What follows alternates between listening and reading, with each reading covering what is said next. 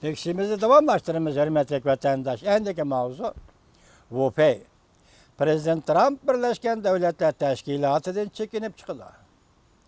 O şiar bulanlar dedi. Mavzula haber 7. ayının 31. günü Velvet Orbit'i ilan kılın.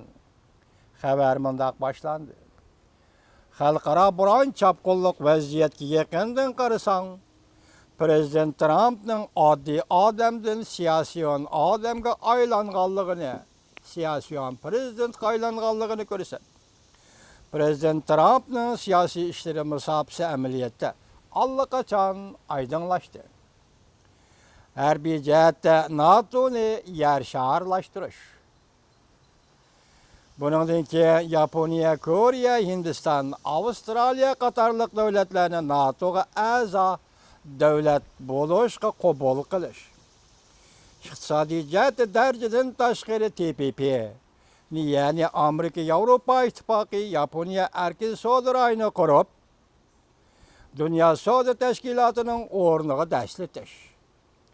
Kiler, kademde siyasi cihette nahayet zor ihtimallık içinde Birleşken Devletler Teşkilatı'dan çekinip çıkış. Aleyh şehrini. Bu bir tahlili makaliyken, o peydigen adamdan vatandaşım. Kiler kademde Birleşken Devletler Teşkilatı'dan çekinip çıkış. Başka uçak kuvvet yakış. Yani yazgıcı buron kalemede görsetkendek sayahatke dünyanı birleştiriş. Arkalık dünyavi hükümet kurup Birleşken Devletler Teşkilatı'nın ornuğu dəstiş. Eğer bu kadem yetip keladigan bolsa, Cungu'nun yer şarı kentideki çangvilik yani daimi heyetlik ornu kapalet ki bulmaydı. Şunu hoşyarlıkta östürüş gerek buladı. Hemmege ma'lum bolğanadek Prezident Trump'ın Aksarayga kergenligi tehi 2 yıl toşmadı. Amerika Birleşken Devletler Teşkilatı'nın Pen Maarif Komiteti'den, organıdan ve Kişilik Hukuk Komiteti organıdan allakaçan çekinip çıktı.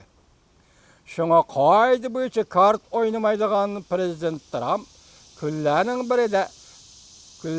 biri de tuyuksuz Amerika'nın Birleşken Devletler Teşkilatı'dan çekinip çıkanlığını jakarlısa, bu ma hayran kalıdığan iş olmaya kalıdı. Halkılık tarif şu ki, Amerika çekilip çıkandan keyin yetim kalandı.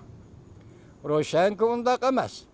Kişilerin nazarında hemmini qalaymakan kılıp atkan bu prezident, dünyani qaytadan çuvub, qaytadan toqup çıkmaqıca herkes toxtamaydı. Kişilerin nazarında dünyani qalaymakan kılıp atkan Prezident Trump efendi, dünyani qaytadan çuvub, yani qaytadan toqup çıkmaqıca herkes toxtamaydı. Belki Prezident Trump'ın etrafındaki sepdaşları allakaçan bilip yetti ki, Dumbaqni yangratıp qaytadan iş başlaş, allakaçan bu Prezident Trump'ın kündülük iş tertibiga qoyuldu. Eğer aslında şundaq buladigan bolsa, qaysi devletler kuşal buludu? Hoş bulduğun Japonya, Germaniya, Hindistan'dan, Braziliyadan başka devletler var mıdır? Çünkü bu devletler Bexaterlik Komitetiga a'zo bo'lishni xohlaydigan, çoğun devlet buluş için köş görüvatqılı xeli zamanlar bolgan devletlerdir. Bexaterlik Komitetining hozirgi ramkisi bo'yicha bir necha devletning doimiy komitetga a'zo bo'lib kelishi yo'qning o'rnidagi bir gap. Buning 5 doimiy a'zo devlet qarishtirib qolmay, ularning Bexaterlik Komitetiga a'zo bo'lib kelishiga ularning xo'shligi qarishtirdi. Argentina, Braziliyaning Bexaterlik Komitetiga kirishi qarishtirildi. İtalya, Germaniyaning Bexaterlik Komitetiga a'zo bo'lib kirishi qarishtirdi. Hindiston bilan Yaponiyaning a'zo bo'lib kirishi kim qarishtirdi? Bu sizlarga hammaga ayon masaladir. Tasavvur qilishga bo'ladiki, vaqt yetganda Prezident Trump bir cümle so'zlaydigan bo'lsalar, boshqalar qo'l putini o'ynatib, usulga tushib alqishlaydi. şundaqla Birleşken Devletler Teşkilatı'nı tarqitib etmekçi buludu. Ayni çağda Stalin Cungo'nun bexatarlik komiteti a'zo bo'lishi qarıştırıp, bu devlet aciz, çoğ devlet mesuliyetini digalolmaydi degan edi. Demek bugün Cungo bexatarlik komiteti a'zo devlet bo'lsin, lekin çoğ devletning rolini o'ynayolgani yo'q. Faqat inkar qilish, huquqqa tashlash, huquqidan voz kechishdan boshqa hech qanday ijodiy ish qilgani yo'q. Lekin Prezident Roosevelt Cungo 2. Dünya urushida g'alaba qilgan davlat deganni bahona qilib, Cungoga bexatarlik komitetining saltanatini bergan edi. Cungo uchun nechinishlig'i shu bo'ldiki, Prezident Trump dunyoviy hukumat tashkillashni maqsad qilganda Cungoni yer sharining huquq yadrosidan siqib chiqarib etdi. Qalğan 4 devlet o'xshashli yangi rahbarlik gruppasi kiralaydi, masalan, Fransiya, Rossiya, Angliya, Amerika. Yangi dunyoviy hukumatning doimiy hay'ati bo'lalaydi. Doimiy hay'atlar 7 ga ko'paytirildi. Germaniya, Braziliya sayılnishi mumkin.